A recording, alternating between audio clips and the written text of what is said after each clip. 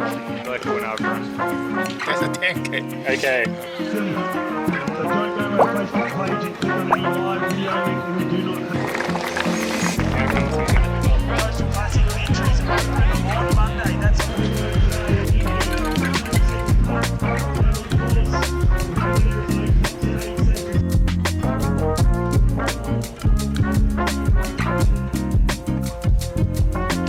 as well coming through some more about 22k runners.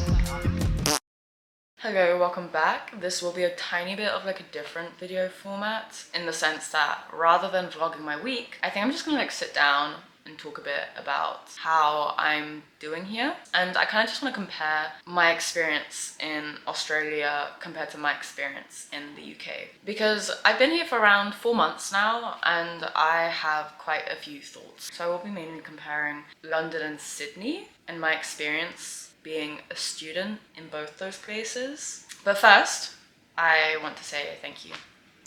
Thank you very much for 600 subscribers. I struggle to upload, I have to say, especially when I'm at university.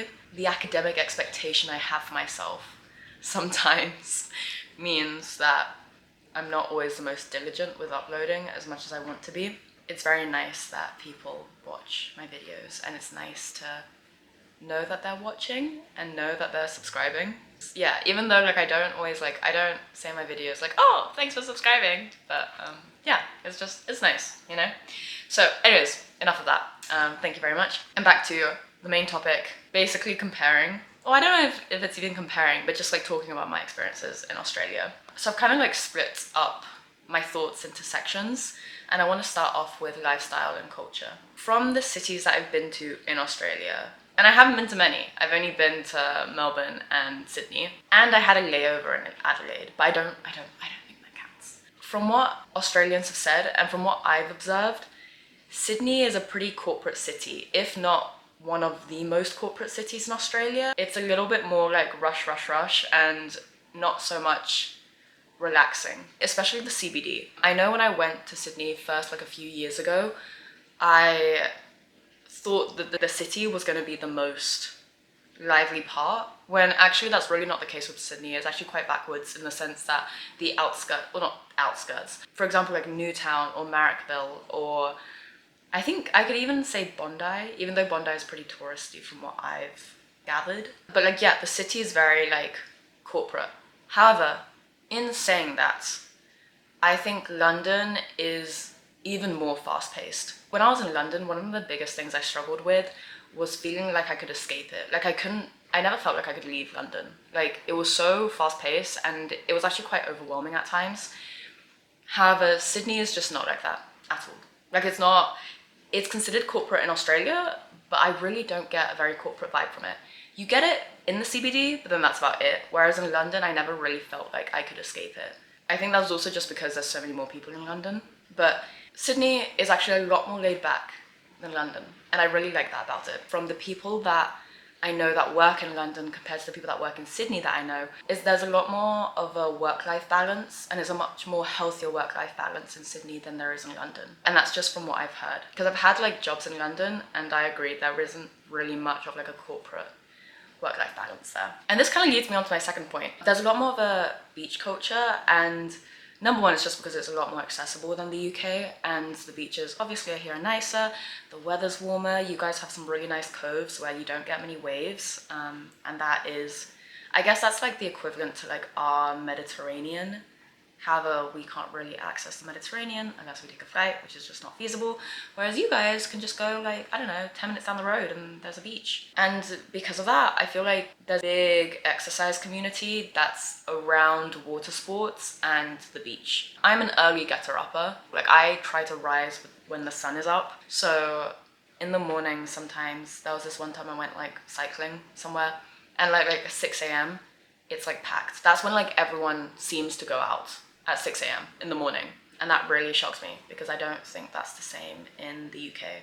More so, it's more like that in London, to be fair, because everyone's like really healthy, especially when you go to near like Battersea area, like everyone's like topless and running. But yeah, there's just like a huge beach culture here, one that's definitely more than the UK. And you can tell because the average Australian I have seen is wearing gym clothes. They wear nothing but gym clothes. And it's always the guys always wear like a tank top with a hat and shorts. And they always have their feet out, like no socks, no censoring. They just have their feet out. And then the ladies, they always wear like a cute sports bra matching with their leggings or like their shorts, cap as well, and they all have earphones in, or they're all talking to someone on the phone, or they're all in groups chatting. I feel like in Sydney anyways, that's like a very typical Sydney look. And it's a very typical white Sydney look, I realized. And my final one, which is a little bit, I guess it kind of is like lifestyle and culture. And this is only relevant because right now it's like the Easter holidays and everyone is, you know, going about their Easter, celebrating it, maybe not, I don't know what they're doing. But a lot of people left the city in the Easter holidays. The city was like actually quite quiet from what I've witnessed, and the roads were very empty as well. I don't know if anyone else had that experience, but that's how I felt like near where I lived. Like it was just very quiet. I don't think I've ever experienced that level of quietness in London. The only time I have experienced that in London was during COVID, when I first started uni and no one was allowed out. I feel like here there's a bigger culture of like just leaving the city and going to somewhere, you know, somewhere where there's a tree. Whereas here, like in the UK, it's just not so much of a thing from my experience in London. Which leads me back to my first point. I actually really like that because it actually feels like I can leave the city. Like I felt like I could escape. Whereas in London, I never really felt like that. My second talking point, the weather and nature, kinda, yeah, bit of both. Obviously here, it's a lot warmer. I'm drinking ice water right now. I normally would be drinking tea. If I was in the UK, I would be drinking tea. I am going on a caffeine cleanse right now because it is my reading week. So it would be decaffeinated. But I do miss the weather in the UK. Like I know how miserable it is and I know if I was there I'd be complaining non-stop. But I miss, you know what it is? I don't like humidity. I'm really bad with humidity. And here can get pretty humid. If it was hot, I'd be okay. But it's the fact that it's also humid that I'm a bit more like, I don't really like that. But other than that, the weather's great, kinda. I mean, it was raining the past week, which made me feel like home, which I really liked. I do have to say though, when it rains here, it really does pour. Like in the UK, it's more of a constant drizzle, whereas here, it rains. And it's gonna rain later on today, I think. So I'm really excited for that. And maybe I might go for a walk afterwards if it stops raining. Another thing, and this I feel like links more back to the Easter holidays and how everyone wants to get out of the city, whereas in London, they don't really do that. Sydney borders 5 national parks. And each one is, I think, correct me if I'm wrong, it's like a less than a 2-hour drive away. If not like a 1-hour drive. Like I know I've reached some in like 40 minutes from where I am. And I feel like because of that, the nature is so much more accessible here that I feel like everyone does want, like there's no point in staying. Like you can find better elsewhere or you can find something different elsewhere, which is why so many people like to leave. I've been to, I think, 2. Oh no, I've been to 3. I've been to the Ku-ring-gai National Park. That was beautiful. I loved it. I went there for a running race. It wasn't for me. It was actually in the beginning of this video. Not me running, just want to clarify. But that was beautiful. And then I also went to the Blue Mountains. That was in my last video where we saw some stunning scenery. Really should go back and watch that video. And I also went to the one down south. I don't know that name. It was like near, if anyone knows it, it was near like this beach called Guatemala, which is a really, really pretty beach, and I really like it. I just searched it up. I'm pretty sure it's the Royal National Park.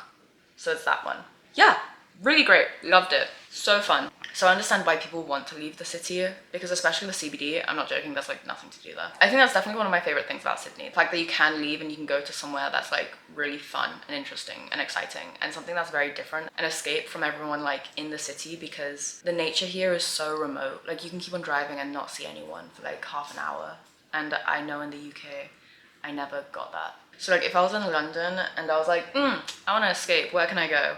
And I decided to take, I'm not joking, I think it's like less than an hour's commute by train from London to the White Cliffs of Dover, like that area. I'm not joking, I would see so many people there. I'd be like, I want to escape from people, and then I go there, and then there's just more people. Whereas here, I never felt like that. Like I can just go and not see anyone, which is really, really wonderful. Love that. Third talking point, the food, drink, and shopping. There's a lot more fruit and veg in their supermarkets in terms of variety. And also they're just like bigger, like the fruit and veg look nicer. I also think the meat is more accessible regarding the supermarket, like shopping as well. Just generally, everything is cheaper from what I've gathered at the supermarkets. When I say that, I mean very much like their, you know how we have like a Sainsbury's, they have like a Woolies, it's just like the same. I'm not comparing like Woolies to like, let's say Whole Foods, because obviously Whole Foods is like so much more expensive. But like the average supermarket experience is a lot cheaper in Australia. I'm still not over their cheese. Don't get me wrong, some cheese is like really good, but then I've had like some cheeses which I'm like, this really surprised me. And also that packaging, I think it's just the way they make it. It's a lot different to what I'm used to. Like that's something I'm still getting over. Also, their yogurt section, personally, this is what I think. This is just what I think. I think the dairy is better in the UK, personally. However, in saying that, the fruit, veg and meat in Australia are like a lot higher quality than you would get in the UK. I really like that aspect. There's also a big coffee culture here, like a huge one. I know when I first like heard about this, you know, land of Australia, like, because I heard about this like coffee culture, you know, and I didn't think much of it. I was like, as if. No, they really love their coffee. Like they take it very seriously. Especially like Melbourne, from my experience. Like they take their coffee culture like very seriously. Which I don't think is a bad thing. I think it does mean that when you go to a cafe, you're more likely to get a good quality coffee. So yeah, I think they do. I think the Australians, like they really pride their like in their food and drink, because it's all like Australian made and produced, and you know. So I've touched on this I think briefly in like previous videos, but there's definitely different cultural demographics. Obviously here there's a bunch of like British immigrants, just like there are a bunch of Aussie immigrants in the UK. Like Hackney, Haggerston and Clapham, I'm pretty sure are like owned by Australians at this point now. There are cafes I walk into and all I hear are like Australian accents there.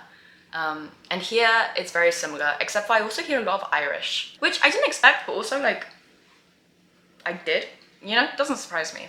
Another thing is that there's a bunch of East Asians here, and because of that, you have a bunch of East Asian restaurants. And I think that is truly wonderful because I love eating East Asian food. I don't know if you can tell, but like, you know, I'm of that demographic, kinda. Yeah, I love going to Chinese restaurants and eating the Chinese food. But yeah, great, I love it. I think the Chinese food is definitely a lot better here than in the UK. However, in saying that, I think the South Asian food in London is better. The other day I went to a Nigerian restaurant and I really liked it here, and it kind of made me wish that I tried more like African cuisine when I was in London, because I know there's a huge like hotspot for that as well. And I don't know, it just kind of made me wish that I tried more foods when I was in London. But it's also great here because there's so much different food like you can try. Also in terms of going out, depending on the restaurant, eating out here in a restaurant is definitely a lot cheaper. From my experience, it's like $25 per person for the same thing you can get in the UK for like, when I say UK, I mean London, for like £25. Yeah, London's definitely more expensive. And just for reference, the exchange rate is basically, I think it's like 0.5p to the dollar, like the Australian dollar. Every time I go out to eat here, whatever the bill is, I just half it, and that's why I know it would be around about in pounds. So yeah, definitely here is a lot cheaper. Nightlife though, regarding Sydney, not so much. I mean, I think Sydney has like from what I've heard, I think they have pretty strict lockout laws.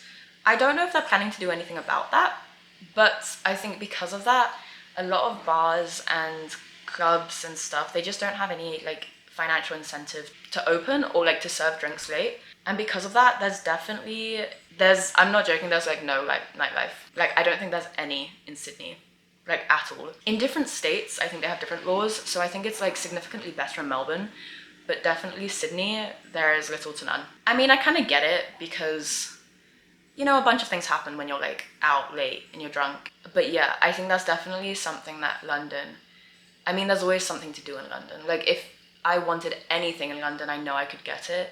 In Sydney, there definitely is some like limitations as to what is accessible, in the sense that clubs are not really. I think, well, I've only been to one club since being here. And even that, I enjoyed the experience, but any nightlife, I really do think London has like a pretty cool scene. And just in general, I think there's a lot more things that are accessible. Like actually one thing I've really struggled with since being here, and this is when I say really struggled, I haven't really struggled, it's just something I've noticed. A lot of like European brands that I like aren't in Australia, just because like Australia is so far away and they have their different like laws and regulations and legislations. But in London, I think there's a lot more European influence, and because of that you can get a lot of things that you could also find in mainland Europe, and there's a lot more, I guess, sharing between countries, like different brands, different this, different that. I can't think of all the examples, and because of that I find London actually very accessible in that way. Whereas Australia, because it is a huge island and because a lot of the things that Australia has are Australian produced, you don't get that as much. Like there's not so much sharing. Like there was a lot of clothing brands in the UK that I really like to shop at that I couldn't find here, and because of that I've had to honestly like change my shopping completely. Like in terms of clothes, I haven't bought many clothes to be fair since being here, and I don't mean this in terms of like active wear, because obviously you get like Nike and alicecg and all those types of like, I mean more specifically just like general shopping. I've struggled here a little bit to find a brand which I like. My next thing is, I've kind of touched on it briefly in my last video, so I won't talk on it too much here, but just in terms of like education and university life, a lot of my course is assessed via MCQs, whereas in the UK for my undergrad, it was all essays. Like I had to learn how to write essays quite quickly, whereas here, a lot of it's just, you know, fact recall, like can you recall this, and like, can you like answer like these questions in like a certain amount of minutes, and yeah. Which is definitely like a different style of revising that I've had to get used to. I've had to make some flashcards, and it's actually made it harder to predict what's in the final exam. So for my undergrad, we were assessed at the end of the year via exam questions. Only 2, so we had to pick one out of the 2 questions and then write an essay on it. Because we've also got essays previously in the coursework, you can kind of guess if an essay was like, let's say a coursework essay was on stem cells, the chances are out of the essay questions in the final year exam, there was not going to be a stem cell question. I could predict, or like by process of elimination, what was going to be in the final exam. However, because it's MCQ in my master's, it's you kind of have to know everything. I think it's just more like a different style of revising. I also feel like regarding marking, they're quite nice here. I never felt like that in the UK. They only felt nice in final year, and that's because they wanted you to do well. I feel like here for my masters, they just seem nicer markers, and that's just based on like results I've gotten from like the MCQs and the assignments that I have had back. In the UK, I know definitely like the first 2 years, they were like kind of mean. Like they were kind of harsh markers, and then they turned really nice in final year because, you know, obviously they want you to do well. Another thing about like, I guess, being a student in Sydney, obviously they also do like a student discount like they do in London. And they also have like concession cards for public transport. But I feel like the benefits here are a lot better, but that's only because the cost of living here is cheaper. So like I know in London, the tube is like, the tube can be, I'm not joking, it can be like £10 one way. Over the summer, like last summer, I had this like internship and I was paying £13 one way to go on the tube. And that was crazy. And even then I had a student concession card, which I think was like 10 or 20% off. I'm just gonna say 20% off. And even though I still had that concession, it was still expensive what I was paying. Whereas here, one way, I don't often use the tube that much here, but I think it's like $3. I'm just gonna say it's $3. That is £1.50. And then with an additional concession, even if it's like 20%, like the same in the UK, it's great, because it was never that much to begin with. Also, I think here they have additional benefits in the sense that there was this one time that I had to use like the public transport a lot, but then after $10, they stopped charging my card, and I was talking to my friend about it, and she was saying how like after a certain limit, they stop charging you, like they cap it. And I thought that was like wonderful. And then also I think on the weekends, they have like a discount rate for definitely ferries, but like buses and trains. And I think that's just what I mean in general, like the cost of living is like cheaper here. And this is kind of leads to my last point, which is public transport. Regarding public transport, London, all the way. Like, there's always a bus or a train or something that can get me somewhere. Here, number one, the quickest way is driving. That's like how you'd ideally get anywhere. And if you can't drive, that sucks. that really sucks. Whereas I know in London, driving's very much like the last resort. Like, you don't want to drive. There's a congestion charge that you have to pay if you drive. But then also, why would you drive? You've got the tube, you've got the train, you've got the buses. There's so many different ways to get from point A to point B. Also, you could walk. London is a very walkable city. You cannot do that in Sydney. Like, you cannot get to point A to point B without like an hour's walk in like 30-degree heat. Whereas in London, you know, I can do an hour's walk in like 15-degree heat. Can't do that here. Cannot do that here. And I think that's also because here's a lot more hilly. Like, there's a lot more hills here. London, there isn't as much. You can also cycle. I forgot about cycling. Cycling is so much more accessible in London. On the downside, all your bikes get stolen, but you can cycle a lot more, and there's a lot more laneways. There's a lot of trucks and like lorries in the Australian roads, and that also like I find very worrisome. Regarding where you like choose to live in Sydney, you'd have to really be conscious of your public transport and the access you have to that if you're unable to drive. Whereas in London, you can very much plonk yourself anywhere and there's a bus. One more thing, and this is my final point. In London, obviously, no one's very happy with the tube. There's always like one part of it broken or needing fixing, or there's a strike on somewhere. However, if there is a strike, there's always another way to get to your destination.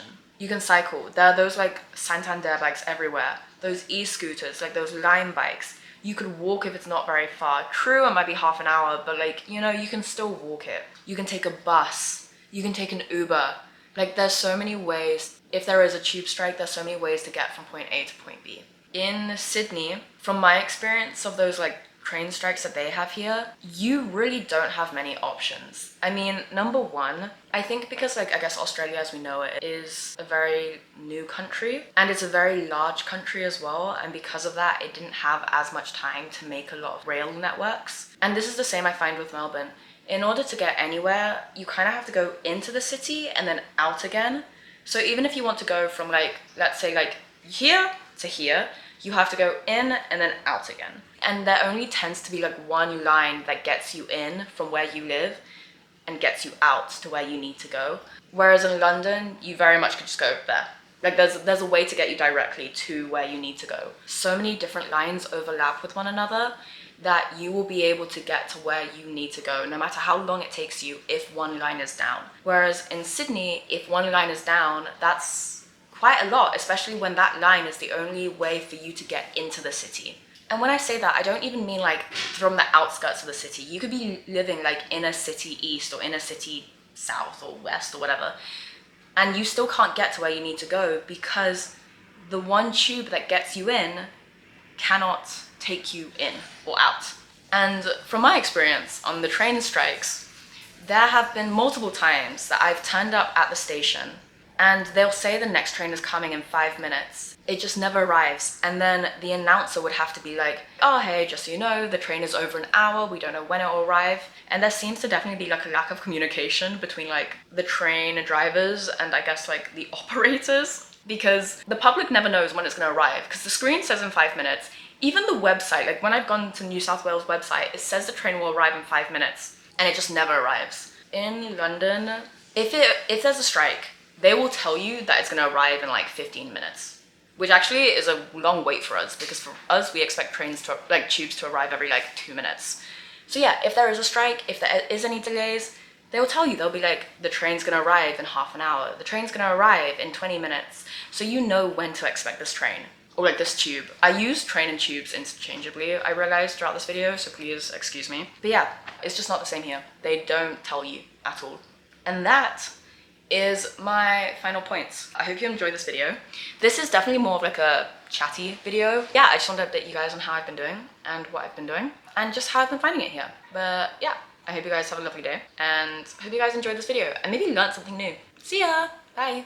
Choose to live in Sydney, you have